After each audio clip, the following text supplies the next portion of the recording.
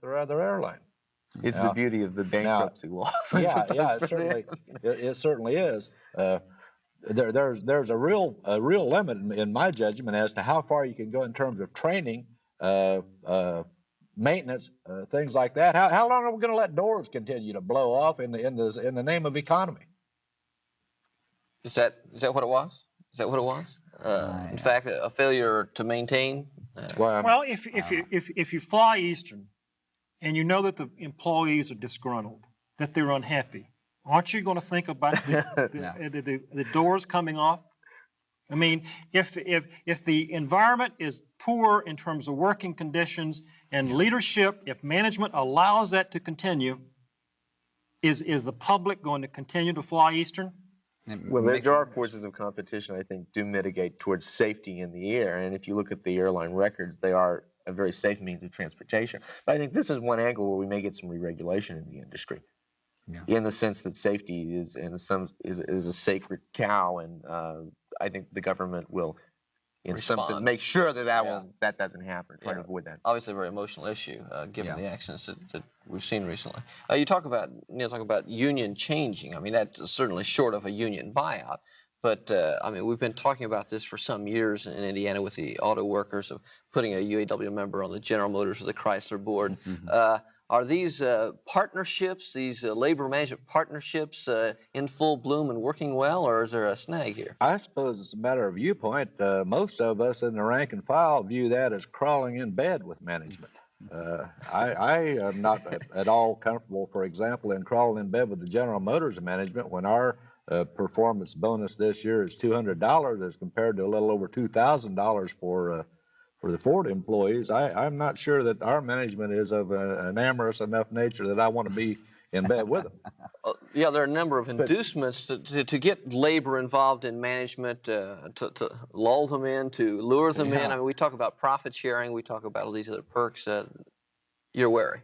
I'm extremely worried because it seems to me that's all we do is talk about them. It seems to be a good principle. Is it? Well, sure. I mean, I think one of the things that has happened in the last 10 years is that unions have become very cognizant of the fact the company has to make a profit if they're going to stay in business and their jobs are going to be maintained. And they're aware of the fact productivity has to be enhanced in an international setting. I think it's something to be said for the unions. They're going to have to be in the future more partners and do things that enhance productivity of the companies, or they know good and well the company's not going to be around, therefore they're not going to be around. That seems a difficult relationship. It has to be an adversarial relationship between let me suggest to you that I come from a General Motors plant, Delco Battery. It's a local plant. Our membership has received the Q1 award from Ford. We're still building original equipment batteries for Chrysler. Apparently we're doing something right. We have our share of the aftermarket, and our management keeps telling us, you have to take cost out of the product. You have to take cost out of the product. There's a limit to how much we want to put in. Where's Roger Smith's share?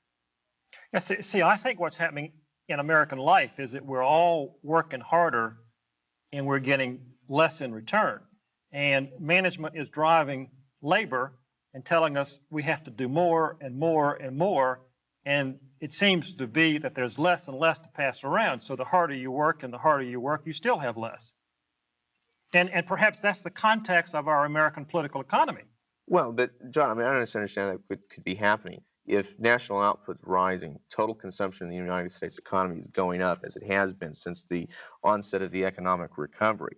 How is it possible that everyone's standard of living is going down? Now, the answer, of course, is it's not, even though in some sectors, obviously, it is for certain workers in particular areas. But I think the thing that's changed in the American economy, in the long run, this is going to be very important, is that no longer is it the case that someone can graduate from high school and go into a union-paying job that ends up offering them a standard of living that's higher than the rest of industry. And that's the kind of competitive pressures that unions are competing against. In the future, the jobs that are at the Delco plant aren't going to be there the way they were 20 years ago. I think that's probably true.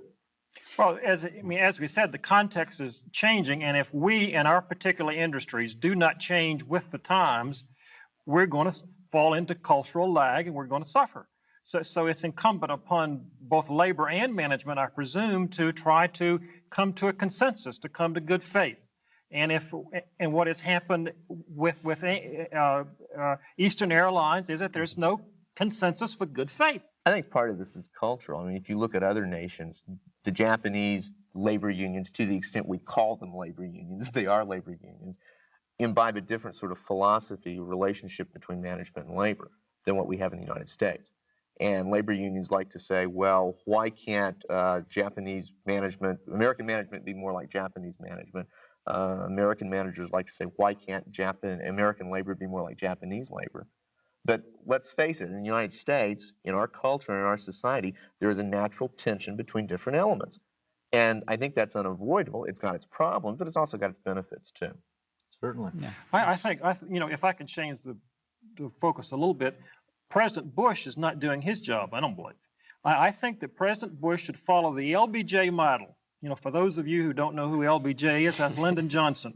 Lyndon Johnson would get George Meany and management in the same room, and he would keep them in the same room and say, you don't come out of this room until you get a solution. And so we need leaders to step in to lead, and what happens with our government is that it follows this, and people are suffering. I mean, you can look at your televisions and you can look at those people who are crossing the line, you can look at the people who are not crossing the line, and the employees, and I presume also management in Eastern, they're suffering. I mean, their jobs, their whole lives are at stake with this thing. And so it seems to me that we have to have leadership from our government, and that person happens to be President Bush. Well, that's a fine tension too, though. Our whole adversarial relationship, I mean, we developed it for fine art, I think, in our court system. If someone's innocent or guilty, that's an adversarial relationship, and collective bargaining is built upon that tension, trade-offs and tension. And I don't disagree with what you're saying about leadership of Congress or the president. And usually when you say political leadership, it has to be the president, because Congress can't act as one easily anyway. But the whole idea of the collective bargaining system, as I understand it, or an important idea, is that they do want minimal, not zero, but minimal interference from outside forces, political forces.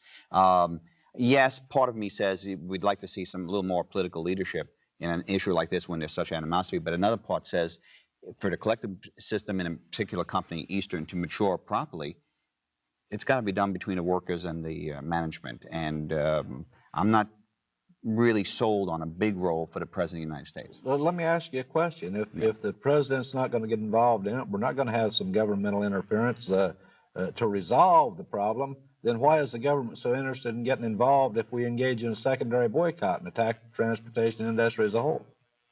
You can't say we're going to get in on somebody's side. You know, let's either get in on a fair basis or stay clear out of it. What's good for the goose is good for the gander. Absolutely. Well, that's an interesting, and that's been a long, and I'm no labor lawyer, but a long history of the law in our country, in the United States, has been this notion of the government wants to try to stay out of primary disputes between workers and management, but will allow neither side to go into secondary. And of course, when they say neither side, that usually is the workers who wish to use the secondary. And I think there is a pretty strong tradition, and I'm not an expert, but it's a pretty strong tradition in the United States currently that workers cannot or are normally not allowed to take their dispute out into the secondary. I can see Congress coming in real quick if the union would try to shut down other transportation. It seems ironic that if this grew out of, in fact, deregulation, that it was the Ronald Reagan New Federalism, the conservative, the get government out of our lives deregulation that led to the kinds of problems we have at Eastern. And now we're saying, well, now it's time for George Bush, after we asked the government to get out of our lives to provide us this kind of problem, now George Bush needs to step in and do something about it. Perhaps not so much lead, as you say, but hold a gun to somebody's head. Yeah, see, a Brookings Institution says that that deregulation has saved the country $12 billion, and so the consumer has benefited. But if you go back and look at Patco, you see that everybody lost. And the situation here is everybody's going to lose. And we've just lost our time. Thanks, John Rouse, Jerry Thornburg, Neil Palumba, Cecil Bohannon for being with us. I'm Larry Lough. Thank you for joining us.